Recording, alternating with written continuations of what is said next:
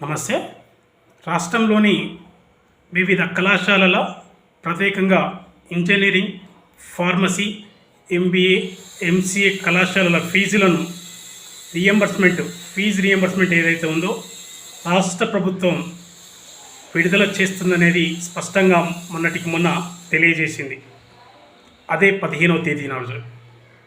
ఇప్పుడు fee reimbursement ఎన్ని కోట్లు రిలీజ్ అవుతుంది అంటే 2023-24 ఫీజు బకాయిల్లో 603 కోట్లు చెల్లింపునకు రాష్ట్ర ప్రభుత్వం ముందుకొచ్చింది.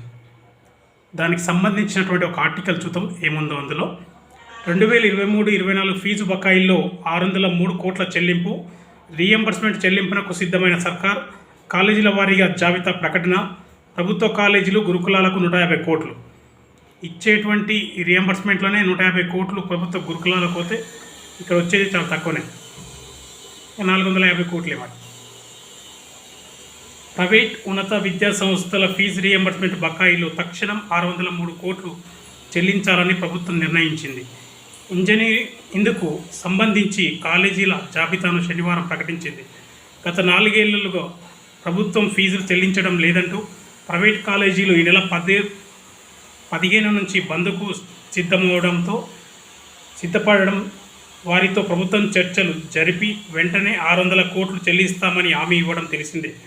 కాగా 4 ఏళ్లలో 2023-24 విద్యా సంవత్సరానికి సంబంధించి మొత్తం 1207 కోట్ల బకాయిలు ఉండగా వాటిలో 603 కోట్లు చెల్లించేందుకు ప్రభుత్వం సిద్ధమైంది.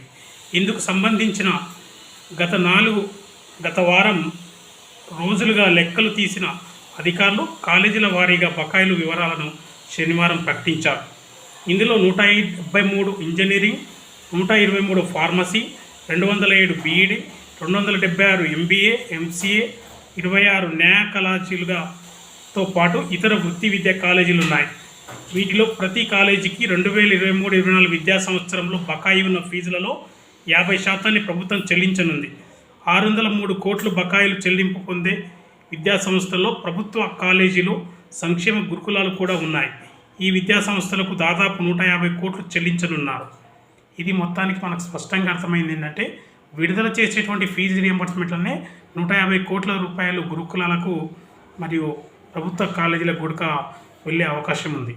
ఎందుకంటే అక్కడ కూడా పనిచేసేటువంటి ఉద్యోగులు ఉంటారు కాంట్రాక్ట్ బేసిస్న.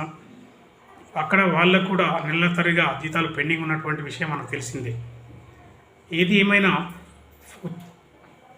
రాష్ట్ర ప్రభుత్వం ఫీజు రియంబర్స్మెంట్ విడుదల చేస్తుంది అంటే ఎంతోమంది ఆశలు ఈ రియంబర్స్మెంట్ మీద ఆధారపడ్డటువంటి పరిస్థితి.